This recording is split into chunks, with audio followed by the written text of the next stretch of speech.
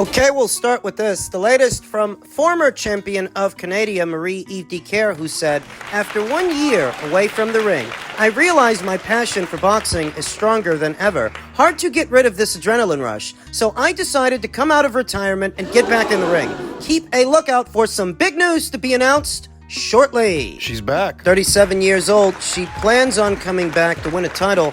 I've no doubts. At 37 years old, not really too old to make a comeback, though certainly not very young. Sporting a professional record of 18 wins with 2 losses, no draws, 1 recorded knockout, having never been knocked out in 20 professional bouts. Those 2 losses came at the hands of some worthy adversaries. Claressa Shields was the first, Natasha Jonas was the second and the last. The last time we saw Eve Dicaire, it was in the Jonas fight. Over a year ago. Eve Dicaire, who is best described as a finesse fighting kind of fighter, a cerebral fighter, a mover, a thinker, a pure boxer.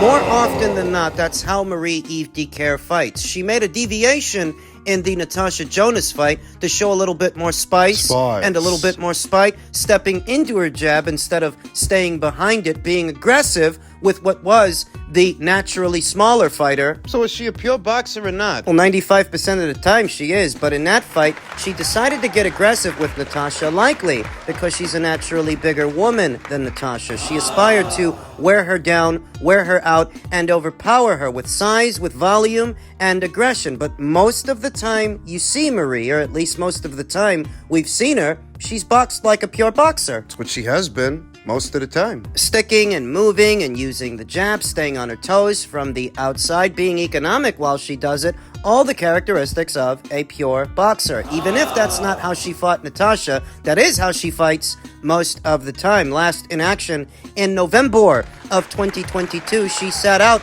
all of last year. Shortly after the Jonas fight, the defeat, she announced her retirement. Having been a 2-time junior middleweight champion. 2-time IBF champion, she first lost the IBF title in the Claressa Shields fight, then she won the vacant title afterwards against Cynthia Lozano, just to lose it again to Natasha Jonas. At 154. And even though she hasn't said it, there's a strong possibility that she comes back as a junior middleweight. There's a strong chance that she comes back at 154. Why? Though I'm not sure that Claressa Shields still has all the belts at 160, and no one is asking for a rematch between Claressa and Marie. Their initial meeting was lopsided. What's the point in running it back? What's the point in a rematch? I don't know. If we are to gauge Eve Dicaire's chances of one day becoming a champion again, she stands a better chance of doing that at 154 than 160, where Claressa's undisputed champion,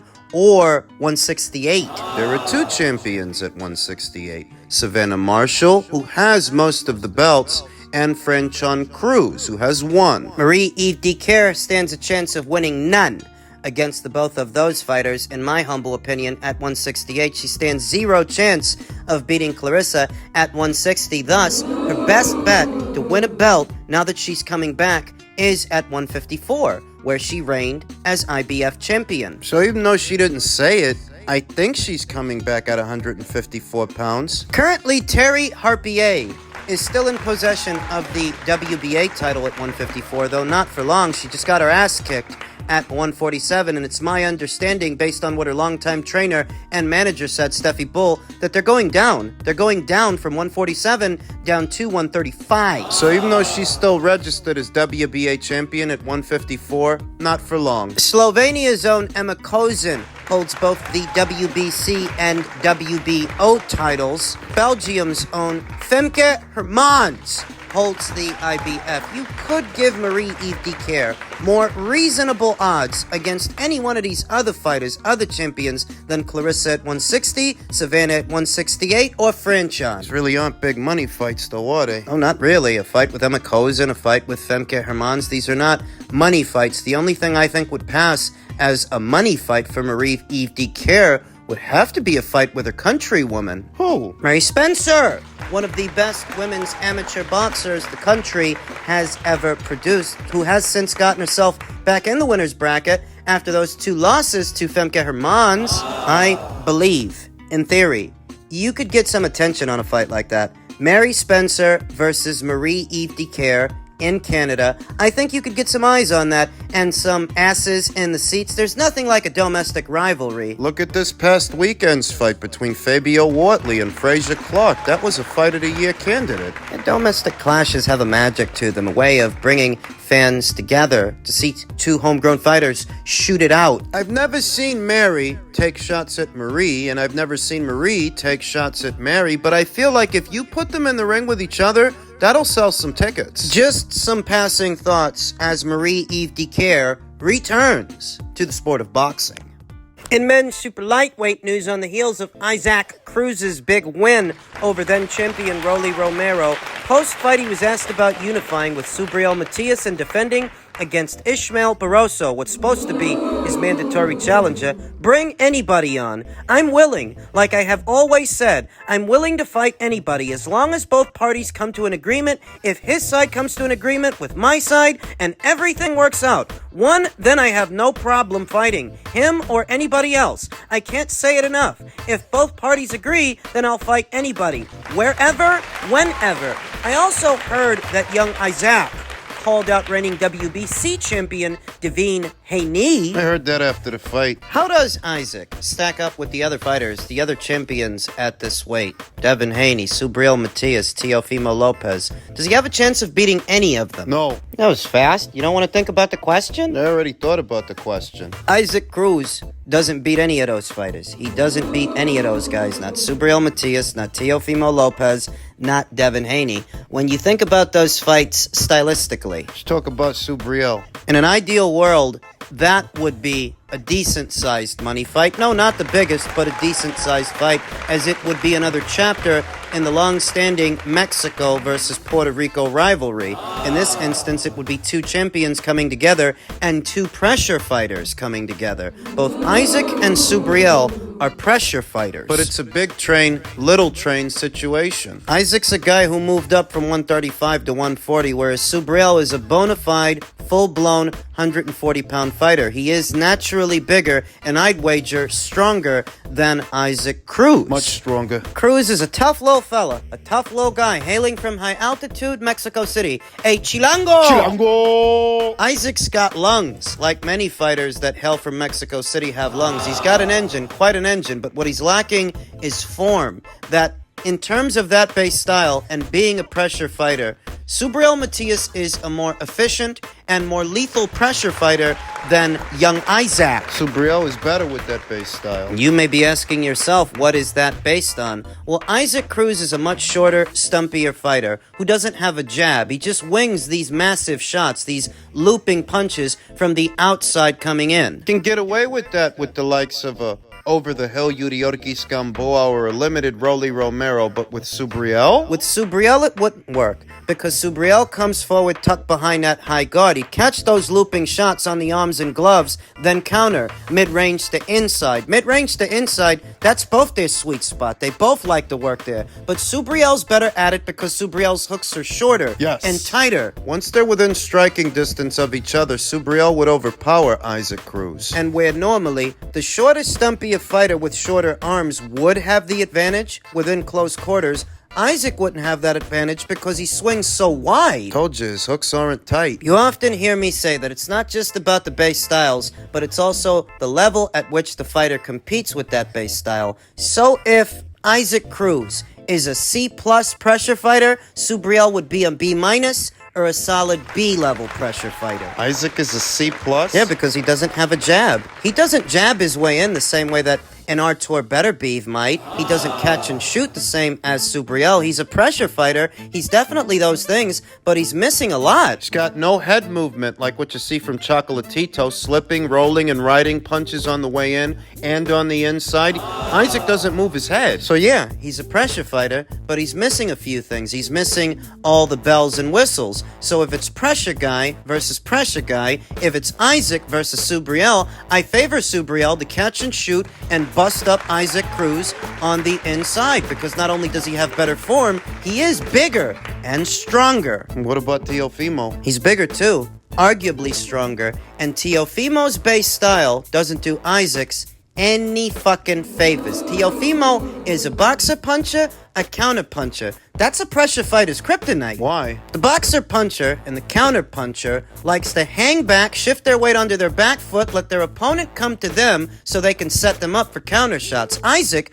being shorter and stumpier than Teofimo, he doesn't have a choice but to come forward. He's going to. Because he has to, and Teofimo Lopez, to his credit, he is fast and he is strong. He tends to excel against opponents that come to him, the kind of opponents that he doesn't have to chase. Doesn't have to find. Think Isaac Cruz gonna move lateral like Sandor Martin and Jermaine Ortiz did? No, Isaac's gonna do the opposite, and that's what Teofimo wants. That's what Teofimo needs to get off those hard counters. So Teofimo, stylistically and physically, has a lot of advantages over Isaac. Oh, he'd beat him. And what about Devin? Devin would beat him too. I know what you're thinking. You're thinking to yourself, wait a minute, don't pressure fighters have a stylistic advantage over pure boxers? And yes, more often than not, they do when they're both on the same level. But Isaac isn't on Devin's level. That if Isaac is a C+ pressure fighter and Devin's, say, a B+ pure boxer or an A-,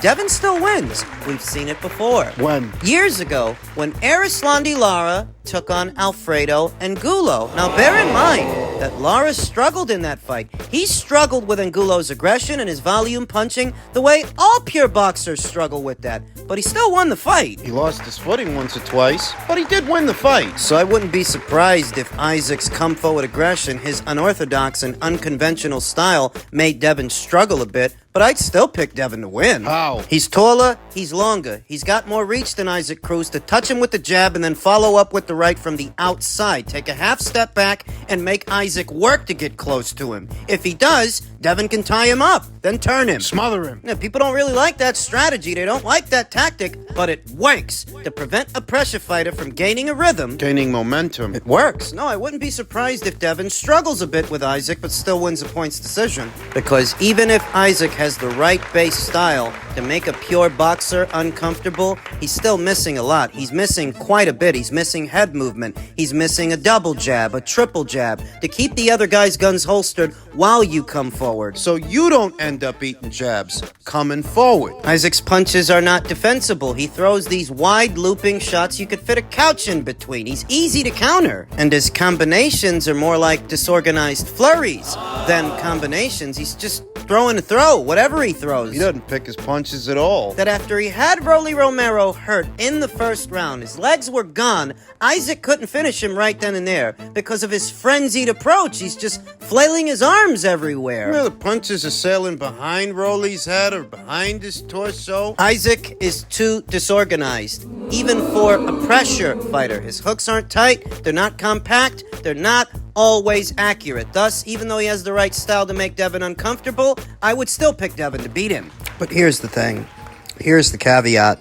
I don't expect a single one of those fights to happen. Not a single one. Not a Lopez fight, not a Matias fight, not a Haney fight. None of them. Nope. You know, I remember well over a year ago, two actually, when Oscar De La Hoya made Isaac a $1 million offer to come over to their side of things and fight Ryan Garcia. And Sean Gibbons, Isaac's handler, he turned it into a sides of the street argument, a side of the street kind of situation to where they're going to make Ryan a real offer to fight on a real platform. they don't want to fight on an app. That's what he was saying in January of 2022, when the year had just got started right after his loss to Gervonta Davis. They were hard to deal with then. So what do you think these people are going to be like now? Insufferable. I mean, think about it. This is in January of 2022, and they're playing sides of the street games with Ryan Garcia, who at least at that time was so obviously the A-side fighter to Isaac Cruz. And in many ways, he still is, because a belt doesn't make Isaac a bigger draw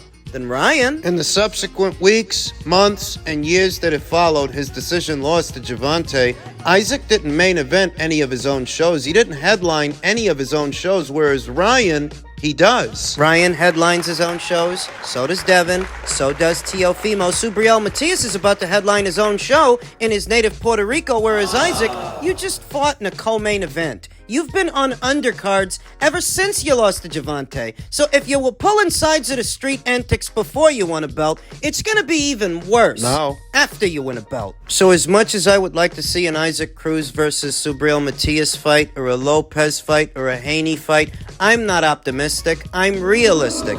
He's gonna parlay this win over Rolly Romero into a Gervonta Davis rematch. He has held up his end of the bargain. Now all Gervonta has to do is hold up his and beat Frank Martin. If he does, he'll move up, he'll fight Isaac for the WBA title. They'll keep it in-house. Isaac Cruz is the only fighter in recent memory to go the distance with Gervonta Davis, where Yuriorkis Gamboa could not, Hector Garcia, Ryan Garcia, Rolly Romero, They got knocked out. Mario Barrios, Leo Santa Cruz, they all got knocked out, whereas Isaac was able to go the full 12 rounds. He was able to go the distance, and they want to parlay that into a second fight that would be for a world title. Not that Gervonta Davis really gives a fuck about world titles, because he doesn't, but his handlers and the event coordinators can use that to sell the fight. Bill it as a world title fight. So when I see Isaac talking about other fights with other fighters that are on other sides of the street, this kid was insufferable before he won a belt. He's going to be even more insufferable afterwards, making any of those other fights with those other guys a non-starter. 2 years ago, they offered you $1 million to fight Ryan Garcia on pay-per-view, and you turned it down. And did you forget that sometime after that, the World Boxing Council ordered Isaac Cruz to fight Shakur Stevenson at 135? And did you forget that Isaac turned his nose up at it? Once again, he walked away. He was insufferable before. He's going to be even more insufferable now that he has a belt. None of those fights are gonna happen. He only entertains them publicly to make people think that those are distinct possibilities. But underneath it all, the educated observer knows he's gunning for a Gervonta Davis rematch. That's all they've been talking about since the first fight. So don't get your hopes up. Isaac is in a unique position to where he could fight any one of those other fighters and get a decent-sized price as a champion. Matias, Lopez, Haney, all those fights would do good numbers. But what they figure is, why do good numbers with them when we can do good numbers right here on our own side of the street going after Gervonta again? That's what they're gonna do. It's predictable. It's boring.